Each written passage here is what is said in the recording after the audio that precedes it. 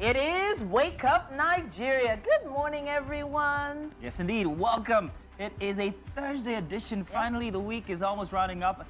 Boy, are we happy it is. Well, I don't know. I've been actually, just hoping for the month to drag out. Okay, no, I'm not. I'm not hoping for it to drag out longer than this. I'm trying to just be acting all chill, but I'm glad that I sort of found a balance, in January. We're not as afraid anymore. No, we aren't. That comes because we've been tested and we've been trusted. So, hey, January, you got nothing on us. Welcome to a Thursday edition for Wake Up Nigeria. We are your #1 starter pack for every single weekday, and we are glad that you guys have chosen us to be that people who actually start your day for you.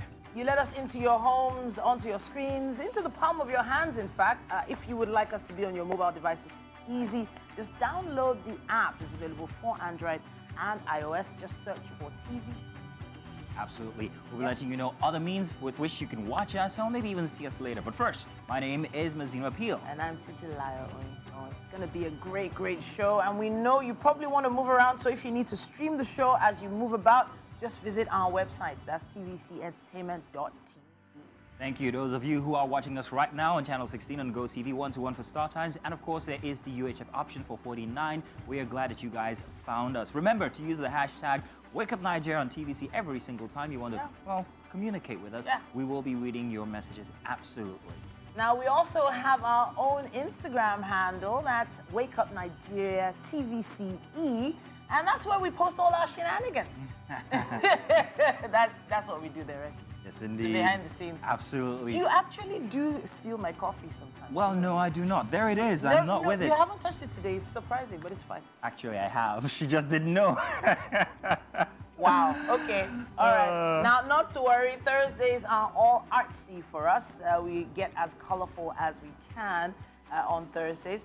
One thing you can look forward to is our mini gallery. Our art display will be coming up very, very soon. Yes, indeed. Now, we are going to be expecting Mr. Ezekiel Shoduke to come in with us here today. We're going to be joining him for some very interesting conversation on Wake Up Nigeria. If you stick around, you get to hear all about that one. And I did mention the art display earlier on. We are going to open our own mini gallery right here in the studio. And you want to find out a bit more about these amazing pieces on your screen? Stay tuned. The stellar lineup for a Thursday edition here, and boy, am I glad to be here for a Thursday, aren't you? Yes, I am. Welcome. There are a lot of things I'm glad about, but I'm thinking about the perspective, the mindset of the average person these days. I'm thinking about people and being more people-centric these days, trying to think about how and what makes them tick, especially when you see some videos on social media. Oh boy, we're going to talk about that on our art. Yes, we are. Let me ask, have you guys seen that video? I don't know if it was a skit or if it was real, but it did seem real. There's this very interesting skit of a lady being proposed to by a gentleman who had bought her an entire car. And not just any car, a Lexus. And right on the driver's seat was also an iPhone. However, upon accepting or not accepting, because it took a long time for her to accept, going around the car and everything, with this poor guy kneeling down there, waiting for her to just say yes it or felt no. Like, what, like 10 minutes? I felt like that was a bit of it was abusive. No. So he was kneeling down beside the car, waiting for her to realize he's proposing, right? And I'm like, okay, she doesn't know he's proposing. And as soon as you see a guy kneeling down with a ring and he's just got you a car, Shouldn't that be your first, concern? Yeah. But she was more concerned about the car. She even checked the engine oil. I mean, come on. Check the engine oil of the car. And at this point, everybody had gathered around them, and it seemed like quite a scene. And I reading the countenance of the gentleman, I thought that he was already getting a bit upset.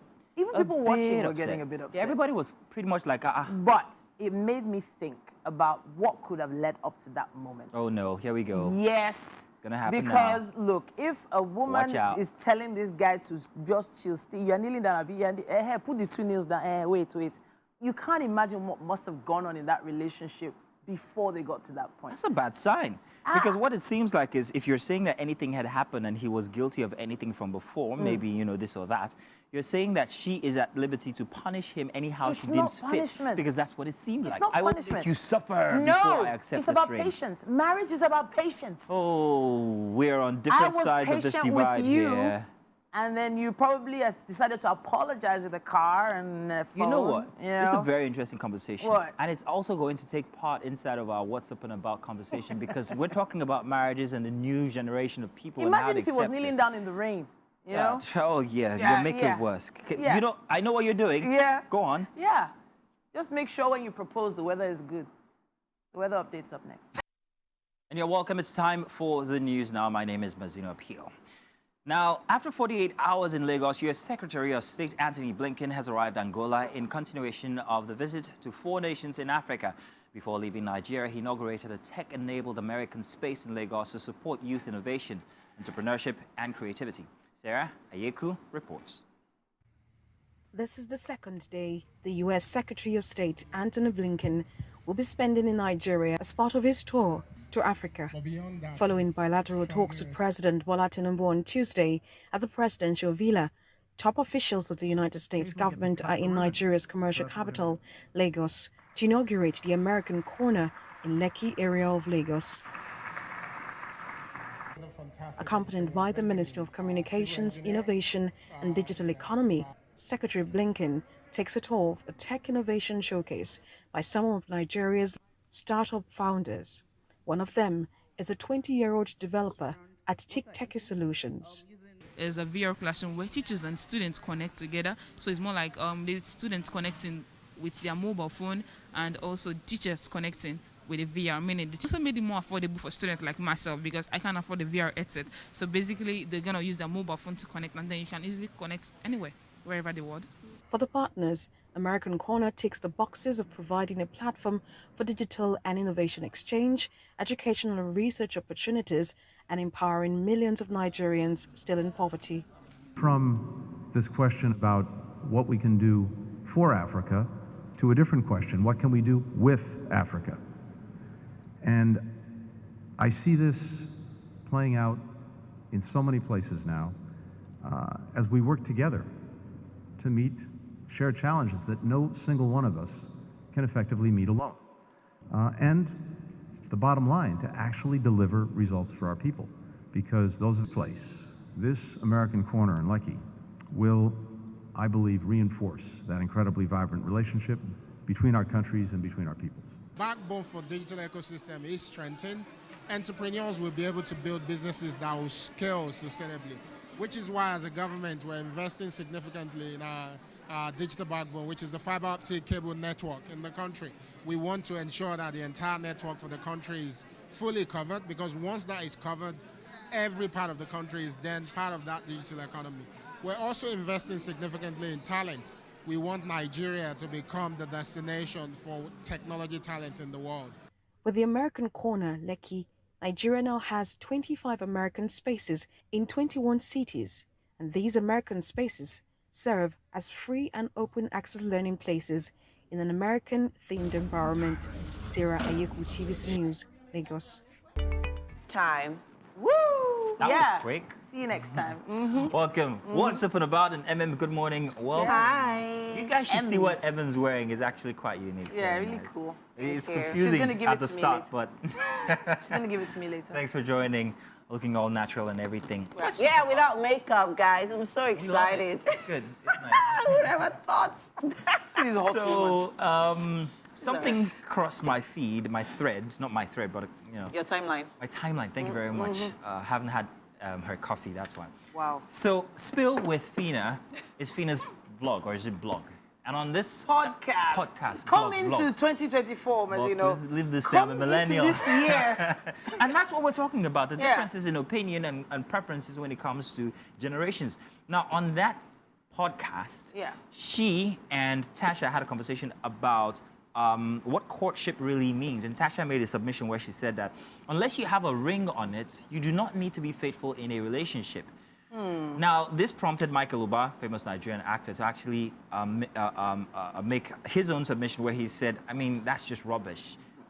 Courtship is a sample of what exactly happens inside of marriage. If you are so inside of courtship where you're not faithful, then it's just exactly what's going to happen inside. No magic is going to happen one day because of the ring on your finger. Okay. And it got me thinking exactly why she would say that, Tasha, now I mean. Is it just a generational thing? Is it that their generation, this is how they think? And if you juxtapose that with how we thought marriage was or courtship was back in our day, is there a difference? And then again, let's also add our parents. Yeah. How did they go about courtship? So this is a whole roundabout I want thing. to quickly establish the fact that there's a possibility or maybe probability that Tasha doesn't understand what courtship means.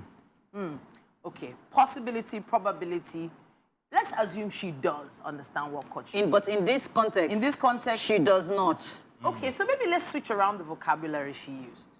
Right? Okay. If you want to think about it from that perspective, maybe she wasn't expressing herself with the words that maybe would have been a bit Are more you saying appropriate. she lacks a said, vocabulary? Mazino, that is dumb. you. Are you saying Tasha does not know smartest words? girls you can ever meet. Well, you just said she doesn't have vocabulary She's an entrepreneur. in her. Yes. I just left this group chat. No, she is amazing. No. See, look, this is we're not talking about Tasha today. We're talking about what she was talking about. Or her lack of vocabulary, yeah. Really? Seriously? I would have said maybe it's all about. Why are you doing this? No. Why are you doing this? Stop it. Land, I actually agree with you. I actually agree, but Land. I'm trying not to go back on that. Okay, Okay. you know what? So where I'm going is, I'm saying keep your options open. I While have a cutting. feeling- Yes. In 2024, okay. a lot of people are keeping their options open until they get a ring. Why? Because you hear of so many relationships where you do 4 or 5 years, and then suddenly the guy just remembers he has one babe that was in school with him and came back from the UK, and then the babe is like, oh yeah, it's true, I wanted to marry her, and then he drops the babe and goes back to his original I believe that in a plan. courtship it takes two, and Yeah. it takes two to commit to it. It's a relationship, and you're saying this is the person I perhaps, yes, would like to settle with. Courtship in 2024 is different from what we have. So let's talk at about this the point, generational difference. At That's this what I'm saying. point, Yeah. I am going to Leave the group. ask that Yeah. maybe it is time. There's some regulatory body that regulates all these vlogs there's a and relationship. podcasts. Oh, okay. No, vlogs Okay. and podcasts. Okay. Because of the sort of narratives That they're they're pushing and Okay. somewhat, it's gradual. Okay. But it's getting Emem. it's getting into the new minds of, it's generation. permeating They don't into the think the minds way of we people. thought. And that is the problem. Why? Why? What is changing it? Let me tell you What what's is changing it. facilitating Okay. that narrative or that change How old were of you when you got married, mindsets? Mazino? I was at the young age of 33. Okay. And in my opinion, after experiencing marriage for a long time, I think I was ill prepared. I love my wife, but I also admit the fact that due to certain personal flaws, Yeah. I wish that I was much more mature. Okay. So I would have said, if you asked me now, I'd say that perhaps maybe I should have been much older Before you got married. getting married. Now that is only because of experience. It doesn't mean that I don't enjoy being It's not a married. regret thing. It's not a regret thing. No, it's it's just not. that if I had that added advantage, I think I would have been more whole. So I've had this conversation with my husband as well. And How old were you? I was 23. That was when young. we got married. And even when we look at our wedding pictures today, we're like, wait, we were children. What were we thinking? We actually have these conversations. I need to ask you guys. No, Just a and second. then I have to note that it just felt like the next thing to do. Okay, you've done Graduated, you've you have a small graduated, job, you've got next a thing is to job. get married. Next thing, it just felt like a process, and we're climbing a ladder to get Would to you call where. that pressure? So I think I probably put more pressure on myself than anybody putting Exactly. pressure on me. Okay, But guys. just before you land. Gen Zs and the next gen are not as pressured as we wanted. That's all I want to say. Take as it we home. were. Take it home. That's it. I'm good. Because right now they're more empowered, they're more educated, they're more exposed, enlightened, and they want to achieve things before they eventually settle down. No so one is asking keeping your me- options open might be an educated Choice. choice. If we keep doing this, we'll find out more people will not get married. If we keep having conversations about, oh, courtship, it's okay for you to still keep frolicking around while you're Who courting. said frolicking Well, no, wait, around because now? basically that's what she said. We're not going to have Safe. people getting married. And we forget that marriage or family stems from the institution of marriage. So if you're taking away that narrative because everybody's waiting to be woke, we're in a woke generation, so we're not going to get married. We all want to achieve this or achieve that. nobody is going to get married. And that takes away from our values. That takes away from our from the family system. Sorry, darling, I'm about to land. Go ahead. That also brings back. I need to ask you guys a question because you guys were talking earlier on about your you know, at the age you guys married. I wanted to ask you. Did you grow? Have you grown? Yes, have you grown in that relationship? Yes. Have you grown in that marriage? Yes. Now that is it. You are meant to grow in the marriage, not get married and there to stop. Calm down. You know why? Look because at the rate of divorce. No. Don't go there. We are blessed enough. Don't go there. No, don't go there. Because we need each other to grow. Whether as a married couple or in a relationship, but there's a relationship. It has to be, it needs to happen. Can I round this up? First of all, how old were you when you got married? I was married when I was 28. 28, okay, you were much older. That was a great age to get married. But this is it, yeah. 23? I believe that the concept of marriage changes with each generation and the climate we find ourselves, whether you like it or not, the environment. And this day and age, one thing that's a big factor inside of our environment social media. Yes, and that's a tool. Yes.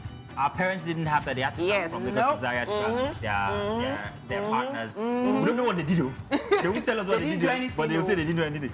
But in any case, that was a different time. Our time is also different. And I think our time we were a bit subdued and we're not as outspoken as the current generation, which you might kind of like fall under almost. Is that a good thing? It's a good thing. Is it a good thing?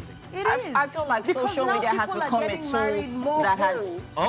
The director wants us to move on. I mean, we need to continue this conversation. We need to. Yeah, we have to. So perhaps you join us when we do. It could be on the couch next, or maybe we'll even just do it on our social media page, which is Wake Up Nigeria TVC. So join us on there. Yeah. We'll be back. Stay tuned. We're going to do this. We have to do that. Yeah, we have to. When you have people like Clarice. Welcome once again for more talk. Only this time we're going to be doing that from the pages, the front pages of the dailies. Thank you very much for joining us. Titi's here with me still. I wish we could continue that conversation from before, but we're not going to do that. The conversation is a long one. It's not one that can be wrapped up in... No, it's not. You know, you guys are really passionate. Yeah. Yeah, it's just, we're looking at the papers every day. We see all sorts of different things happening. And there's definitely a shift, a mindset shift, a personality shift in a particular generation. But we're not talking about that. Yeah. Let's do the headlines now. We've got 4 papers, the Daily Trust, the Punch, the Vanguard, and of course the Guardian. I'm going to be starting from half of the Daily Sun. Daily Trust. Daily Trust, rather. See what I did there? Half of the Daily Trust, half of the Daily Sun. Half of it. Okay, I get it. So let's already. The Daily Trust this morning has these headlines. Plato crisis. Pregnant woman gives birth in open. Children missing as death toll rises to 43. JNI and MDA say, and Christian Muslim leaders point fingers at security agents. We're working hard to restore peace, says the Plato government. At the top, you've got these headlines here. Ondo government picks ex-SNAS clerk as deputy, dissolves Akeredolu's cabinet, which was plenty of talk, got plenty of tongues wagging yesterday as to why this was to happen. And then Shatima Sultan Abdul Salami, others proffer solutions to insecurity in the north.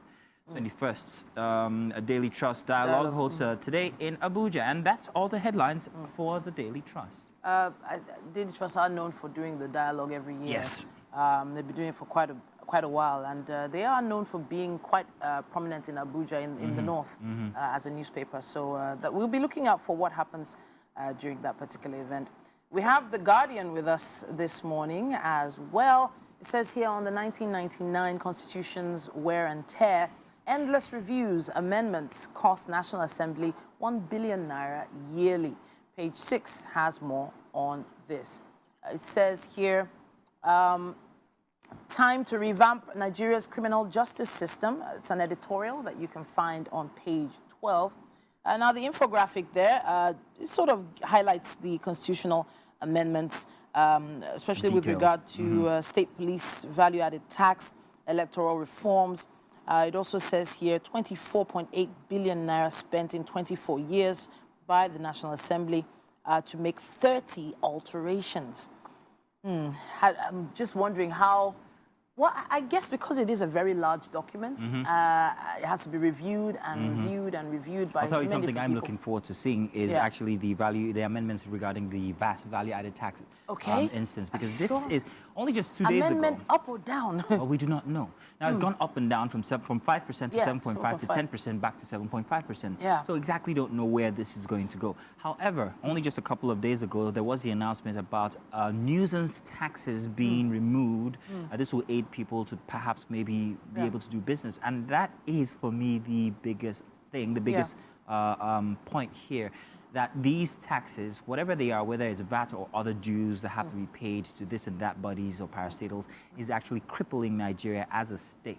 We can't have businesses run as fluid as they should be, because you have to worry about who's going to come knocking at my door and put a poster and say I haven't paid so-and-so levies. But well, all over the world, taxes are already factored into every transaction, every purchase. If the system is fluid, if the system is running like a well-oiled machine. But in Nigeria, where you have the increase in fuel price, you have the FX problem, you have you don't even have FX. These are moments when the government should take into consideration what the people are suffering and actually adjust it, perhaps maybe even scrap some of these, because it will only just aid us to be able to be self-reliant ourselves, make businesses thrive, and help build the economy, make us a productive economy. But in comparison to tax from other countries, you have some countries that are charging their citizens I just dropped my phone. Up to 45%. I just dropped my phone, Titi. This means I'm going to go all in. In these countries, you have industrial, perhaps, estates, like we ought to have in the Amuodofi area, where you have exemptions for certain duties or taxes and stuff like that. You are provided with full-on power, 24 hours a day. Your industries in Nigeria have to get diesel themselves. Sure. They have to pay all these nuisance taxes. And then at the end of the day, they can't even export, because that facility is also quite crippled and not even, perhaps maybe even moribund. So you have to understand that if I'm paying taxes outside the country up to 40% of whatever profits I'm making, I'm paying for these other things: power, security, and all the rest. The amenities, what should be basic. But in Nigeria, zero. What you're submitting is that we should bundle all those taxes into one. All the nuisance taxes. At this time, maybe even scrap them, just so we stand on our feet and then perhaps reintroduce them. All right. My personal submission. I'm just wondering how the economy is going to survive without any tax at all, Mazino, but I think we should move on. I'm not saying, okay, maybe not scrap, but perhaps we should move forward. All right, let's see what else we have on the cover of The Guardian. It says here, CBN targets 21.4% inflation, says Naira is undervalued. It says here, Afenifere sacks Adebanjo as acting leader, abrogates deputy leader position. Ayedatiwa gears up for Guba race, nominates Akeredolu's kinsman as deputy. 30 people killed in Plateau amid curfew imposed on Mangu Council. Special economic zones attract over $66 billion FDIs and 620 billion Naira domestic investments. And let's wrap it up on the cover of The Guardian. All right. A very interesting instance there about the Mangu Council and the 30 killed. Plateau is a very mineral-rich state in Nigeria. Perhaps maybe we're looking in the wrong direction when it comes to the insecurity there. Maybe we should really take a critical look at exactly why it might be that there are these unrests and dig deeper. You might find that it might be something to do with these, what do you call them, minerals. Resources. Resources, thank you very much, you're brilliant. Resources therein. But let's move on now. Nigeria definitely is blessed with all the resources. In fact, there's so much here that that's another conversation. Let's head over to the Vanguard. For this morning, Plateau gunmen defy curfew, kill 30. As we've just discussed, group alleges compromise by security agencies, ending insecurity, our cardinal agenda, says Shatima. And then onto the side of the photo story, money laundering charge, Obiano pleads not guilty. He gets bail. That's on page 14 if you want to see that. And no plan to move federal capital to Lagos, says the presidency. With all the movement of the parastatals, or at least units of these parastatals to Lagos, one might begin to think maybe it's the next move. But no, the presidency has said that's not going to happen. Relief coming with more forex, reduced inflation, says the CBN and NESG. And Edo government gubernatorial polls, Ighodalo vows to tackle poverty and others. Ize Imuse join race. And for sports, AFCON 2023, Cameroon's game with Eagles will be our easiest match. Odigbami says, okay, let's throw some salt over your shoulder. Knock on wood, please. On wood. All right? Yeah. Please don't jinx it. Don't do that. No. Well, what do you think so far of the performance of the Eagles? Above par, or under? Mazino, I can't lie. I was a little bit disappointed with the last match. I'm one of the biggest fans of the Eagles, the Super Eagles, and I had high hopes for the last match because maybe we underestimated the opposing team at that point. It was supposedly supposed to be one of the easiest matches for them to win. I just felt really bad that the other team had to help us do that. You know? Yeah, we took their goal. I'll just leave it at that. Well, we hope that they are up and about this time. And there's also a lot of, you know, issues of violence happening in Ivory Coast. When I say violence, I mean a lot of, you know, attacks on teams that are being knocked out. And I feel like it shouldn't become the norm. Please, people should just stay calm. So there's something we are missing in Africa, and that's sports psychology. I do not think that it is applied when it comes to the African context of football, especially. Now, these happenings also take a toll on the players and their performance and outcome. So if you as a fan think that you are expressing your anger by showing it inside, you're actually affecting it negatively. It's not the best. So, you know. Cameroon have always been a very, very strong team. Yeah, our biggest rivals when it comes to Africa. Extremely 8 times strong we've met. This will be the 9th. You see the muscles on those guys? No, really. I do not. You do not Look at guys. No, but those guys they always come prepared. So I'm just thinking, you know what, this particular match is probably not going to be as easy as we think. I just hope it's definitely going to be competitive. Go prepared. You've got the Punch now. Yes, I do. I have the Punch newspaper here. It says Forex scandal. EFCC probes $347 billion funds, summons foreign firms. Industrial companies, banks get lion's share under Emefiele. Social services receive least Forex allocation. Anti-corruption agency deepens Forex scandal probe. Detectives may grill 5 foreign companies next week. It's a deep one there. Yes, indeed. PDP, LP ask questions on Tinubu's France private visit. FIRS projects 19 trillion naira revenue in 2024. CBN, fan relocation. Presidency, others tackle Ndume. Let's see what else we have here. Photos, story here. Okay, still on the main headline there. The 4 billion naira theft. EFCC lines up 15 witnesses against Obiano. It also says here on the 10 Ibadan explosion victims still missing, according to the Residents Association. Ondo Assembly screens new deputy governor as Aye Datiwa sacks cabinet. And let's wrap it with this one. Afenifere demands state police scraps Adebanjo's leadership title. Quite a lot happening on the cover of the Punch today. Yeah. Regarding the Ibadan explosion, many would say they expected this because initially when it was just 2 dead, with such a blast that had occurred, and from photos, the photos that came from that, it seemed very unlikely. It felt like a very unfortunate, very avoidable incident. And I think it was an eye-opener, a wake-up call for the authorities to do better in that particular regard. We've heard of so many different illegal mining activities all across the country. This particularly wasn't an activity, it was just storage. They were storing these. It's still all in the same vein. Who is monitoring where all these things are going from when they arrive in the country? Are they being produced in the country? Doubtfully. It's probably imported, brought in from somewhere by certain people. And where they are going. Who gave them that right to move around with such things? Really, our hearts go out to the families who are searching for their loved ones. May they come back safely and may they be found unharmed. Hopefully. That's all we can take for the dailies. Thank you very much, Titi, for joining. Absolutely appreciate it.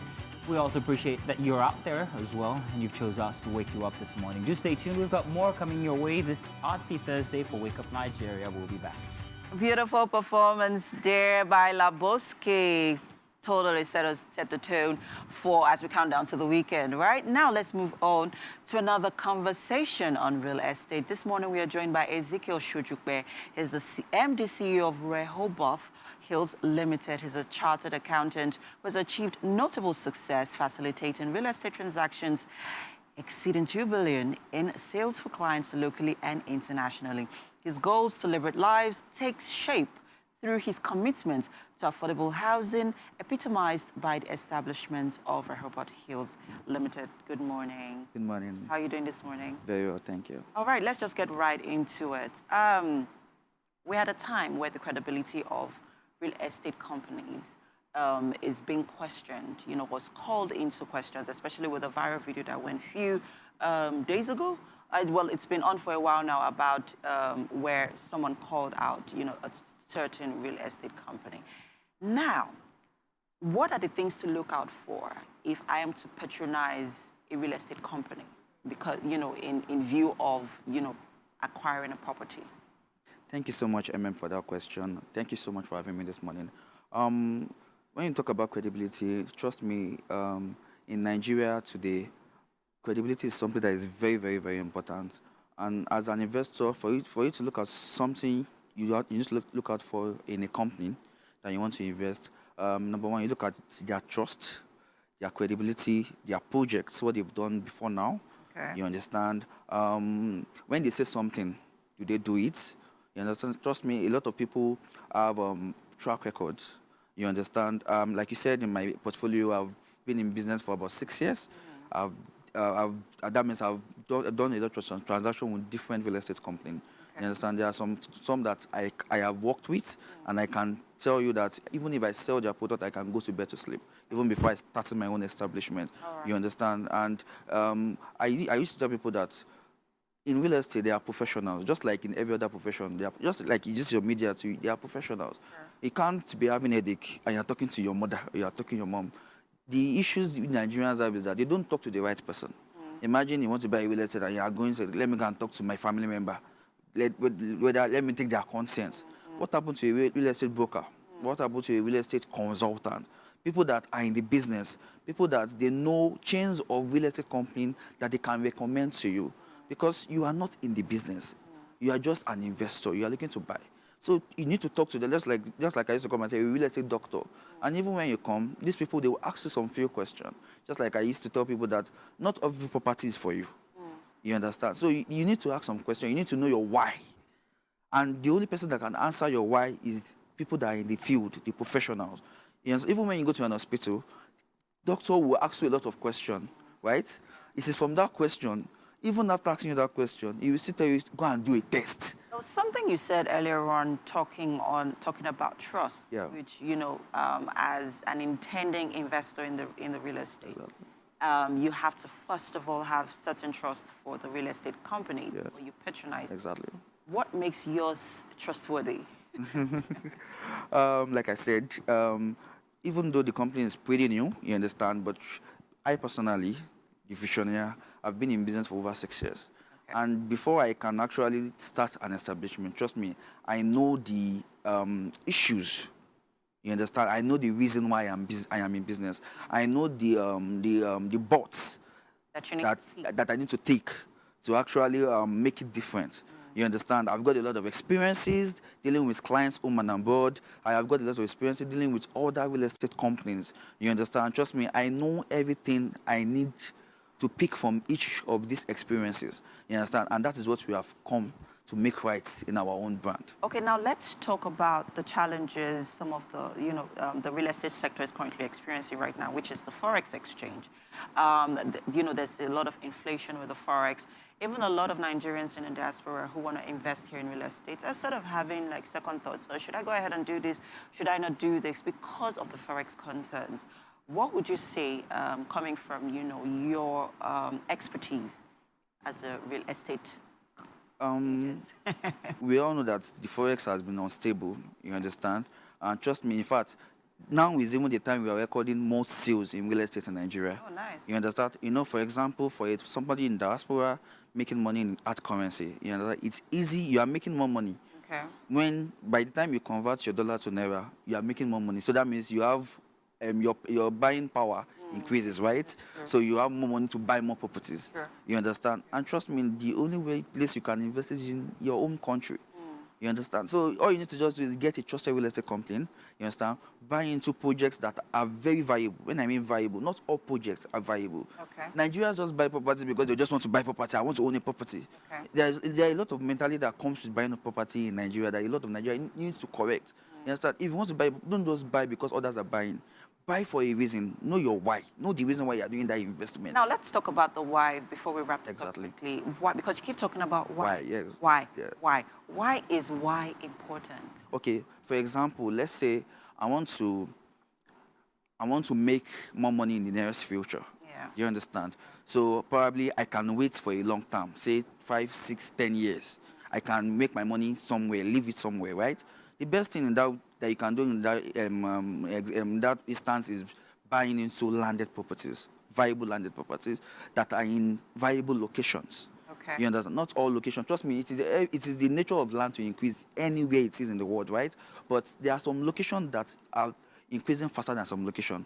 For example, we have the likes of Ibejuleki, Ekpe, and what is actually encouraged or that is actually moving those development in the area because governments are actually working. They have interest in that locations. And you know, this is Nigeria. Anywhere government has interest in, they are ready to do the roads, they are ready to provide basic amenities. And it is this amenity that actually drive the development. You understand? For example, we have property that 2 years ago, they were, for example, 1 million, and today they are 10 million in those axes. You know why? Because if you get there now, the road is being done. There are a lot of things happening in those areas. Okay, let me give you a little story. I have a client of mine about I think 5 years or 6 years ago, he bought a land in Ikorodu. You understand? Before I met him, right? He bought that land for 300K per plot. About, I think, 3 months or 4 months ago, he begged me, he's in Dubai. He asked me that I should please go to that Ikorodu and help him check his land.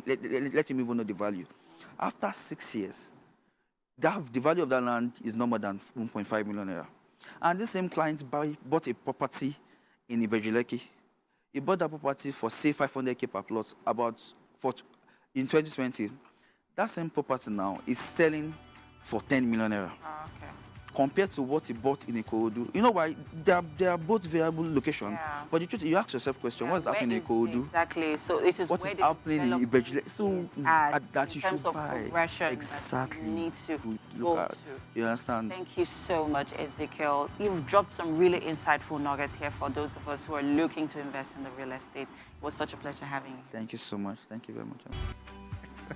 Welcome back and good morning once again. Yeah, good morning and thank you for staying with us.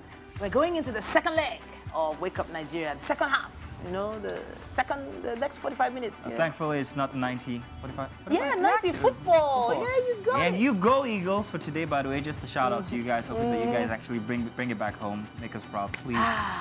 Yeah, we're begging. In any case, greetings to you all, and thank you guys very much for sticking around. It's an incredible start for a Thursday now, isn't it? It's still going to get even more artsy. And by the way, I just wish Emem could join us here so that you guys... Emem, can I have Emem? Come on over, Emem. What? Come on over, really? Emem. Come on over. I want them to see Emem's beautiful... Yeah, come closer. Come over there. Come over. Okay. Oh, my trouser. Yes. Oh, yeah. Look at those trousers. I love it. Going. No. I will stay here. Yes. Emem Email Coach is here with us. Of course, we're going to have an amazing 45 minutes come your way. It's going to be all about laughter, amusement, and indeed. Mazino, don't let him take those trousers. I wonder why would he might just wear them. No, now that you said it, I think you're the one who wants the trousers. I've already told you. You've taken it already. Yeah? Wow. In any case, my name is Mazino Appeal. And I'm a slim and fit Titilayo Onyison. And I'm Emem Email Coach. Yes, Thank you very much, all right. Channel 16 on GOTV. GOTV, yes, Channel 16. And the UHF Channel 49. That's where you can find us if you want to watch us live. You can also stream live on tvcentertainment.tv and on YouTube and Facebook at TVC Connect. Yes, indeed. Have you downloaded the app yet? Please do so. iOS, Android, it's available and it's absolutely free. Now, let's get on with what we have for the rest of the show. Thanks for staying with us. It's time for Art Display. Of course, you know that. It's our Artsy Thursday here on the show. And we have with us Francis Babajide Akinowu. He's better known as Francis Jide, a contemporary Nigerian artist and pharmacist who explores a variety of themes and concepts through portraiture. Okay.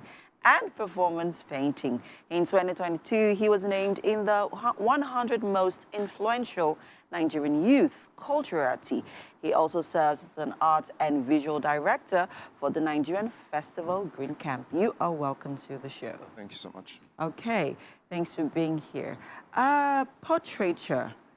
Okay, that's it's pretty new. Never heard of it. It's like the study for portraits. Yeah, basically. Okay. So from the word portrait, that's word how they coined portrait. portraiture. Many famous artists, Da Vinci, Picasso, they do portraiture. Okay. Like the Mona Lisa is a portrait, so that's Okay. portraiture. Okay. I know it's too early to ask about your inspirations, but I'm just going to go ahead because I'm hearing you draw inspirations from some of the names that you just mentioned. Barely looking at you, it's inspirational. Like it's gathering this. I mean, your style, the hair, the jeans, and all that. It's gathering inspiration around you, and you realize that every single person you look at is telling a story. So it's picking from that, and that's the major inspiration behind portraiture, telling people's stories. Okay. Now let's quickly talk about some of your art pieces here, which are beautiful. I mean, I really, really like it. But I was particularly blown away by the one over there with you in an Igbo attire.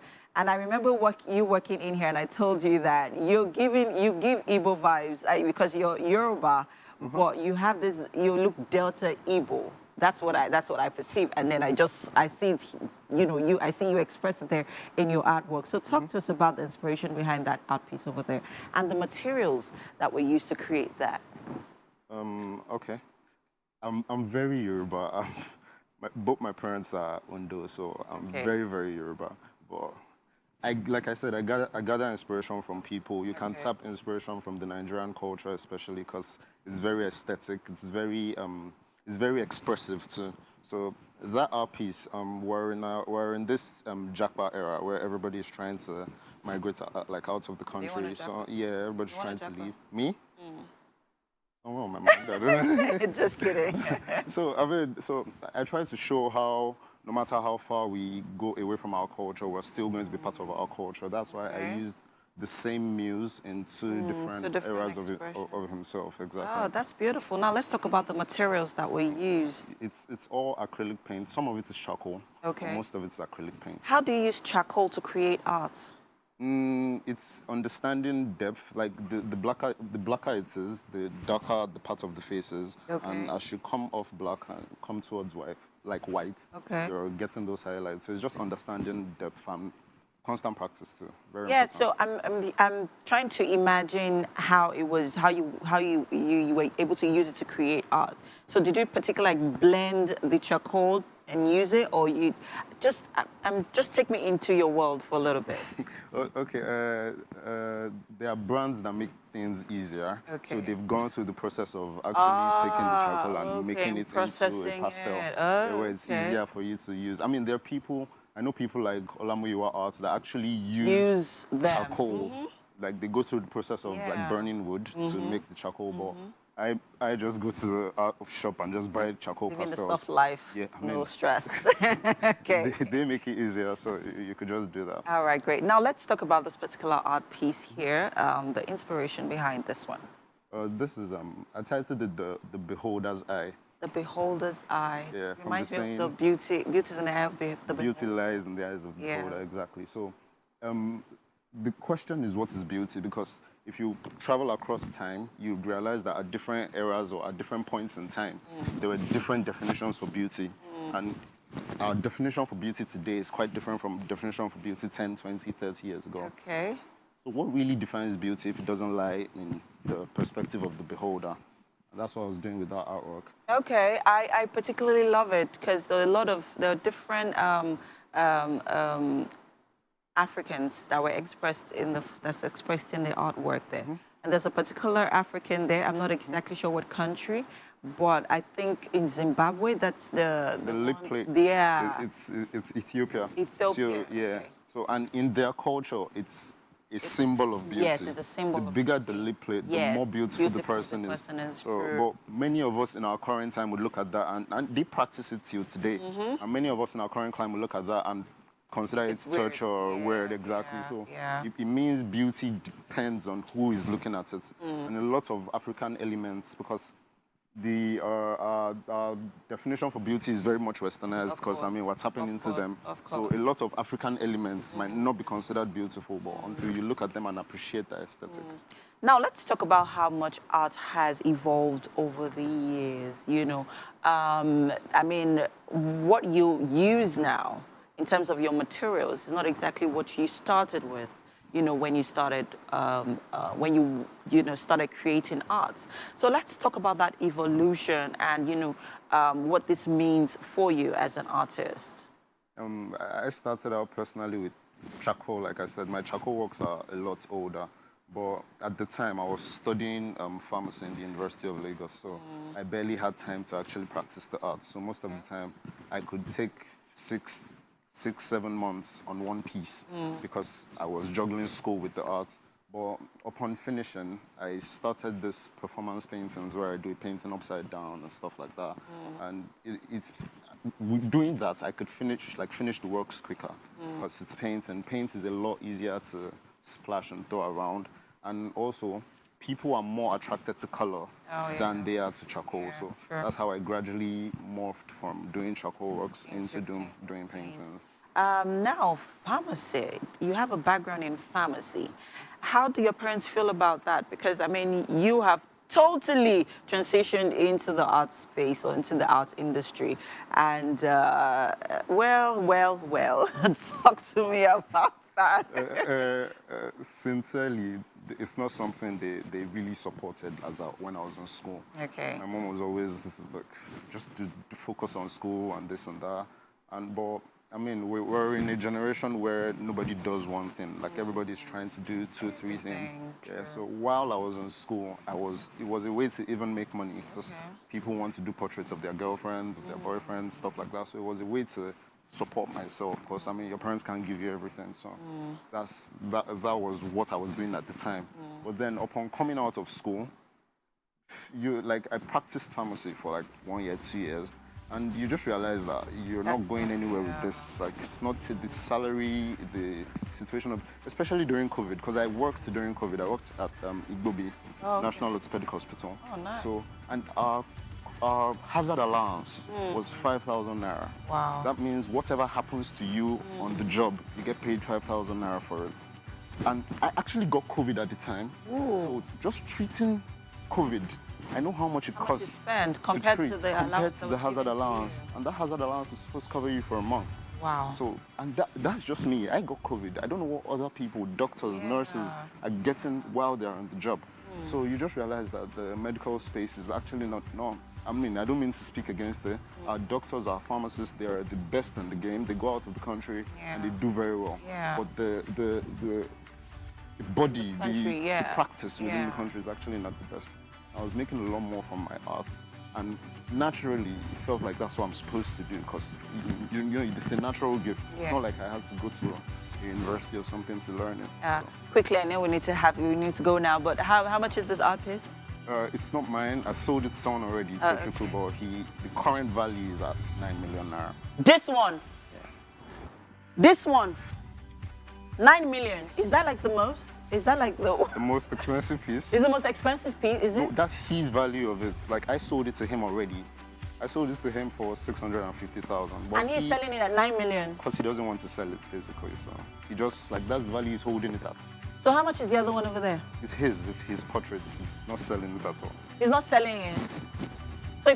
So I can decide I could tell you now to draw a portrait of me and then like value it at whatever amount. No, that's not how it works.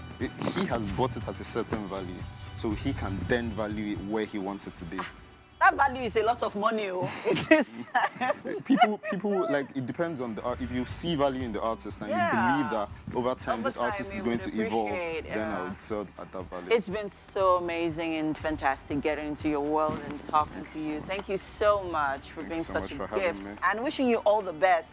And please, you need to up your price. So if people are valuing your portrait at 9 million, you better go higher. 100 million is the goal. Thank you so much. Thank you so much. All right, guys, we have to go now. Of course, the show continues. Stay with us. Welcome back. It's about time for us to take a look at our book for this week.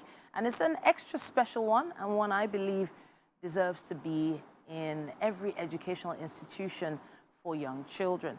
The name of the book, I'll tell you in a bit, but let me talk a bit about the author. The author is Kola Okolo. Now, he's an inspirational teacher, passionate about providing equity, social justice, and fairness for the whole child. And he has amazing experience, about 20 years, in fact, in education, training, and support. And he acts as an education consultant. Now, the book we're talking about here today is No Child is Dull.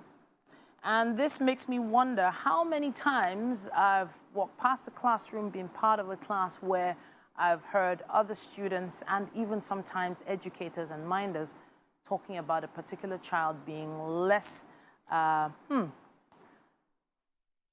just calling a child dull. We have a conversation that's going to start from here, but probably delve into other areas as well. It's great to have you in the studio. Thank you for having me. It's a pleasure. Let us in on the story behind this book. Yeah, so the story behind No Child is Dull is a bit personal and professional. Professional in the sense that I've been in education for 20 years, like you rightly said. I've been a senior school leader, and it was one of my roles as an assistant principal with direct line management over SEND, which is the special educational needs and disabilities. I'm still looking at how the impact it has on attainment and achievement was one of the reasons why I thought I had to put something together. But from a personal level, obviously I've got a son as well, and it was during his time trying to write an exam, which is 11 plus, that would inspire me as well to put the book together. But ultimately, as a trainer, because I train teachers as well, I train teachers in the UK, in Nigeria, and I've been to libraries as well. In my travels, in my trainings to different schools, it's so glaring, so easy to see that in those schools, they're not meeting the needs of all these different children. So there are many different types of children, and their growth development varies because of certain things that occur during their growth and development. From a health standpoint, well, you're not exactly a doctor. You just have experience with working with children like this. Yes. But you've highlighted in the contents section here different disabilities. Yes. Challenges that children of a certain age go through during their first years of education. Yes. Some of the ones you've highlighted here include albinism, autism, behavioral disorders like hyperactivity, hypoactivity. You also talk about Down syndrome, hearing impairments, learning disabilities like AD, is it ADD? Or ADHD. ADHD, yeah. Attention deficit disorder, auditory processing disorder, which I think is dyslexia. No, One of them? It's got to do with how they can process information and also their, So it's like the, sort of like, so dyslexia has to do with vision. Yes. And then this one has to do with listening. Okay, all right. So there's so much here, and you've sort of broken it down into sort of layman's terms. Am I right? Yes. I mean, it's quite a lot. So it just goes to show you that teaching is a very tough gig. Okay. So, for example, in a classroom, you've got, say, 30 students. Okay. Now, of course, they all have different experiences. They all have different ways of learning. They all have different learning needs. Okay. Now, as a teacher, you're trying to make sure that you're meeting every single child's need. Okay. So the way I've done the book, I've done it to be so easy to access. So in terms of the language, it's very user-friendly. That an average reader can actually comprehend what's in there. So I've bullet pointed with each identified learning need. Okay. So what I've done instead, I've given a brief description, And then I've gone ahead to bullet point 5 barriers that that particular learning need can pose to the individual. Now, even better, I've actually come up with 5 proven strategies to remove each of those identified barriers. Now, it's all about application. If you apply it consistently, you should be able to remove the barrier in front of that particular student. Okay, so now in terms of barriers, I'm going to think of the most simple barrier as a parent. For instance, I have a daughter who maybe hasn't been doing too well in a particular class, and I'm wondering why. A lot of parents here in Nigeria think, oh, the child needs extra lessons, or the child is not serious, or the child plays too much. After some time, some observation, I noticed that my daughter was going a bit too close to the television all the time. I started pulling her back after shouting probably 2-3 times, move back, you're too close, you're too close. And I was like, wait, there has to be a reason why she's going so close to the screen. And after taking her to the optometrist, we discovered that she was short-sighted. So giving her glasses also then helped her in class, meaning that all through those classes, she wasn't actually seeing what the teacher was teaching. It wasn't that she wasn't serious. It wasn't that she plays too much. It was that she couldn't see. So that's a barrier in my perspective. Give me a little insight into any other barriers that I might have missed. So that's absolutely incredible. And I mean, I did write about that one. So you've got students that virtual impairment. Okay. Visual, yes. Visual impairment, I beg your pardon. Now, obviously, the one you've said, if that student, that child, had an IEP, which is an individualized educational plan, or an individualized educational program, which most schools, pretty much every school in the UK, will have that. So within the SEND department, now every child with an identified learning need would have a bespoke prescriptive plan to support them, to ensure that you remove that barrier. So with your child, for example, that would have been missed for a very long time, and the teacher would have probably come to that conclusion that your child couldn't access the content of the curriculum on offer. If she was abroad, for instance. Absolutely. But here in Lagos, what they could have done would have been to review the seating plan based on the vision of the child. Absolutely. So in other words, have the child sit in front of the class as opposed to the back. As opposed to the back. Of course, that would come from knowing that student. So the first step is all about knowing that particular student. And that would come from assessment, parents' view. For example, you go to the teacher, you explain that. Could be hospital as well, progress report, even baseline test. That can actually help as well. You actually indicated here albinism as well. Yes. So I know albinism to be a skin condition. I don't have that much information about it, but you consider that a barrier as well in the classroom? So yeah, it's so albinism is a rare genetic disorder. Where that particular person doesn't have the usual amount of melanin pigment. So melanin is a chemical that's responsible for your, your eye color, your skin color, your hair color. Now, they suffer from photophobia. Pretty much, meaning they're very sensitive to light. Now, if you've got an albino child in your classroom, and I've had an instance, I went to a school in Port Harcourt, and I went there, and this albino kid was sat right by the window with bright sunlight coming through. And I could see very clearly what the problem was. The boy was squinting his eyes, was trying to see the board. He couldn't, and that teacher did not know that. If she knew that, all she could have done was review that seating plan, and she would have sat that boy away from bright sunlight, because that is actually what they suffer from. Yes, it's a disability, because it stops that child from accessing the curriculum and the learning on offer. And the education. Absolutely. And now you go as far as even mental retardation, that's intellectual disability as well. You go so far, and I wish we had more time to go through some of the other areas you've touched on. But one thing I can say is that this book is loaded, and I believe it's one that parents and teachers, and in fact educators generally, should get their hands on and go through with their teams. 2024 is one of those years where we can say ignorance is not an excuse anymore. I have to say thank you so much for coming to talk to us about your book. Again, thank you for having me. It's my pleasure. Thank you. All right. Now, if every child can't learn the way we teach, maybe we should teach the way they learn. Ignacio Estrada. That's one for tweeting right there. We're going to be taking a quick break at this point. There's still quite a lot coming your way right here on Wake Up Nigeria. The best-selling author for her literary work titled Beautifully Colored. We're going to talk about all of that. You are welcome, Marike. Thank you so much, Mazzino. First time you've been here, by the way. It's the first time I'm on your show, yes. Sure. First time. I'm sure I've spoken to you before about your works and stuff like that. When you were on radio, we spoke back in the days, ages ago, yes. It's not that, I'm not that old. I know. Don't make it sound like... Do I get a bell ring for being the first time on the show? Do I get like a ding ding? Imaginary. Let's Okay. make it imaginary. Great. Good to see you here. Thank you. We're going to talk about your efforts, your books, and everything you've been doing, your experience in the media space in Nigeria, why you're outside the country. I remember you used to be a host on TV, if I'm not mistaken. Oh, yes. On the couch. On the couch. Yes. And this is very diverse because that wasn't just it. You also did something about spice toys or something like that. Oh, yes, I did Spice Toys. You remember? But you've got a very interesting retinue because you have done not just a lawyer, you're a TV host, and you work with kids, and we're going to talk about that.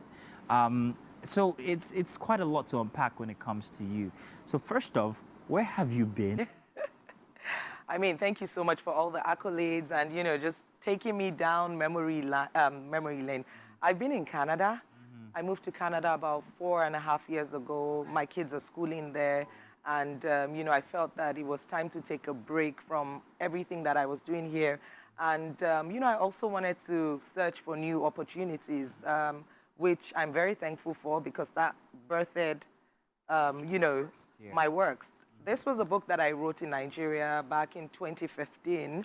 But during the pandemic, I decided to add one extra chapter, change the cover, and just introduce it to the Canadian market because people knew me in Canada as, you know, a Nigerian trained lawyer, as somebody who had worked in the media space here, but I hadn't stamped my foot in as an author. So I felt that, you know, just revamping this book was a way to just kind of reintroduce myself into that space as an author. And this book did very well. This Cost of Our Lives. You know, it pretty much talks about, it highlights social issues such as child trafficking, cyberbullying, child abuse. And these are issues that, you know, we're constantly faced with. And a lot of people don't really talk about these things. You know, people talk about them, but people still shy away from them. So I wanted to highlight them in this book, which is Cost of Our Lives, where you have people telling, you know, other people's kids, say, oh, I'm going to take you abroad, I'm going to send you to school. And then those people get abroad, or even girls, Dubai, the things that are going on in our society. They get abroad and then they flip the script on them. They are asked to do things for money, things that they would not necessarily have done in the past. Based on the experience of people that you've spoken to. And all. So I did put this, so I'm very creative. And, you know, having worked in the media space and then being a trained lawyer, I've seen a lot of things happen in the society. So these are not personal stories of people or my personal story, but this is as a result of the things that I have seen in the society, and that's why I put this together. And of course, having put this together, I began to look for books that would teach. I have 3 boys, and when we moved to Canada, it was a very new space for them. They were in schools, they were in classes where they were the only ones that looked the way they looked.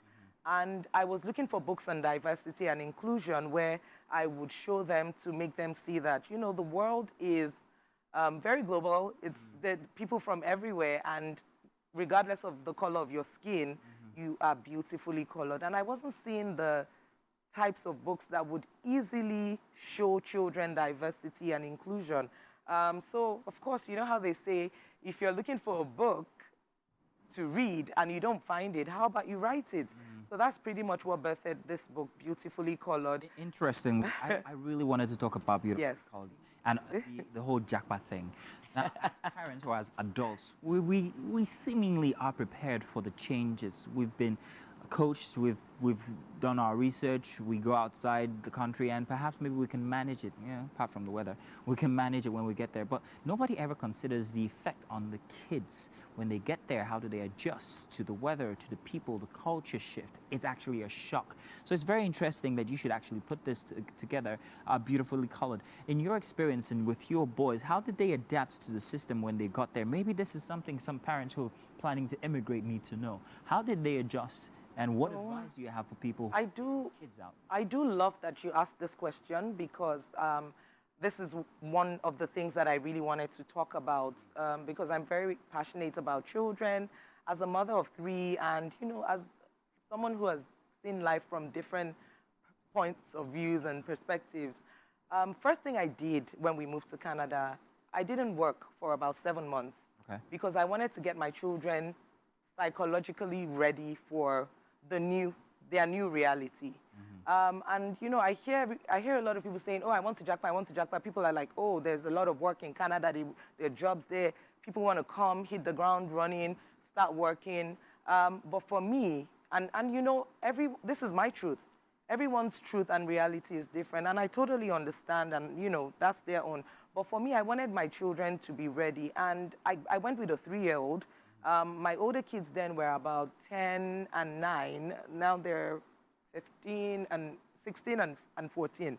I wanted them to be ready in terms of, you know, they go to school, they come back. I'm the first person they're seeing. And I ask questions. I'm asking them, what happened at school today? Who did you play with? What did your friends say to you? Because these are very important things. Now, I find that the kids who have a harder time are kids who have nobody to talk to. They get back home, maybe mommy has gone for night shift, she just came back the morning, after in the afternoon she's going for another job, daddy is not at home, he's working. So you find that you have children who are running into depression because they are bottling in so much. They're going through a lot of things at school, the same way as adults. For me as well, there was a culture shock.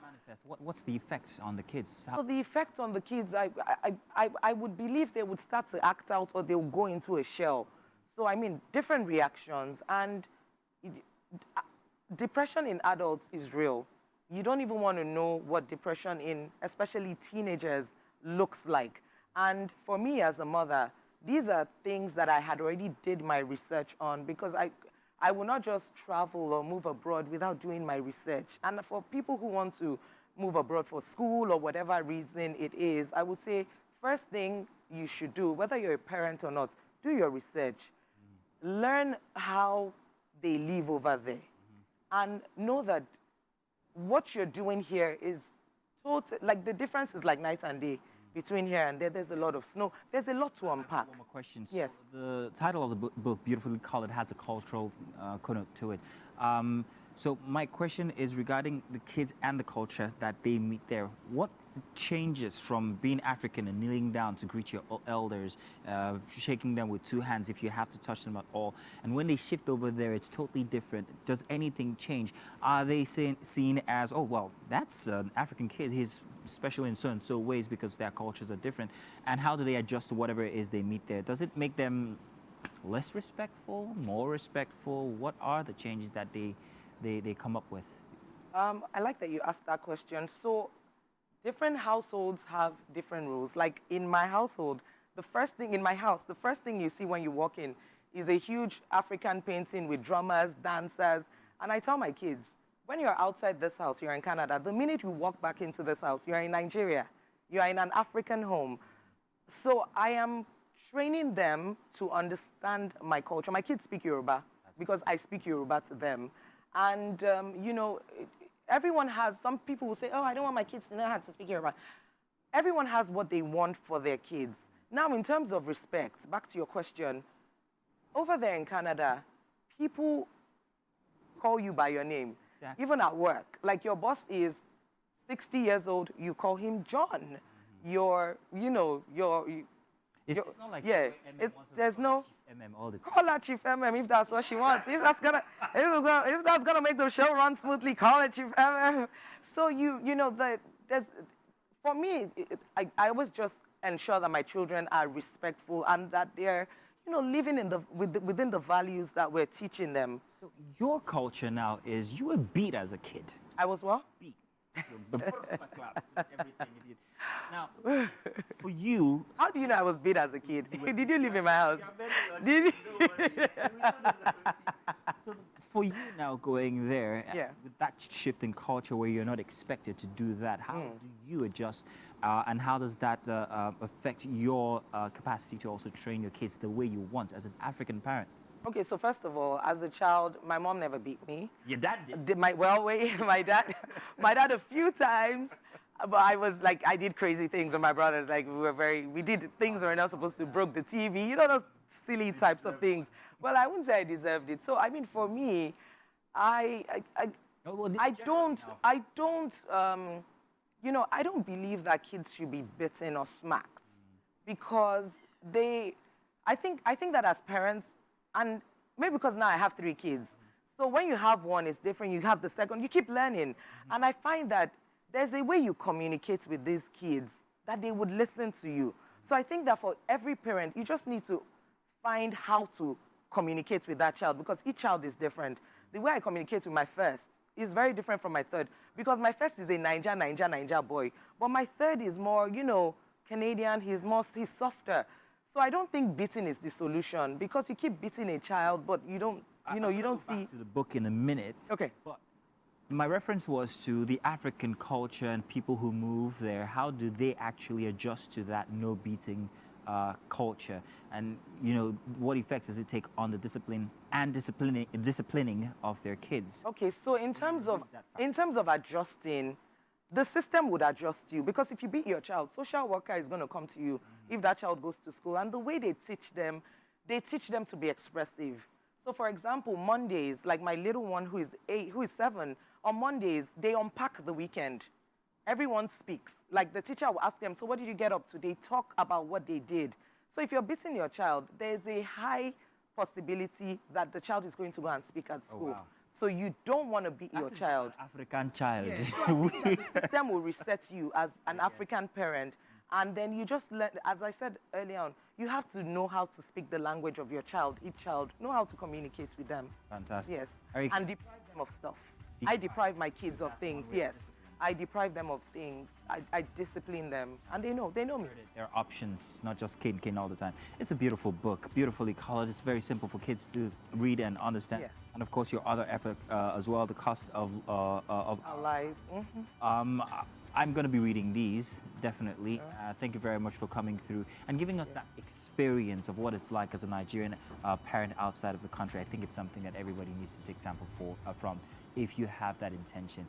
It's been fantastic. Thank you so much. Thank you for stopping by. Thank you. To Canada? I'm off tomorrow. Oh. Yeah. Okay, well, we will miss you. Do come back anytime. Thank you. I will, Bring something definitely. new, maybe another book or something. Definitely. I'm working on my next book. That's great. Yes, I'm working on the next one. Can't wait to see it. Well, thank you very much for joining us. It's been a fantastic Thursday edition. We've got books and paintings and great people with great talents all through the show. But at the end, we have come to this point. I want to say thank you for joining us, like I said from before. And of course, I'm sure the ladies have a goodbye to say, one or two of you. Emem, Titi. Can you believe it's Friday tomorrow? Already? Counting down to the weekend. Yes, I'm super stoked. I hope you're as well. But tomorrow is Game day. Yeah, So make sure you stay tuned for that one from 7 a.m. Yeah, people have a great day ahead. Bye. Bye, everybody.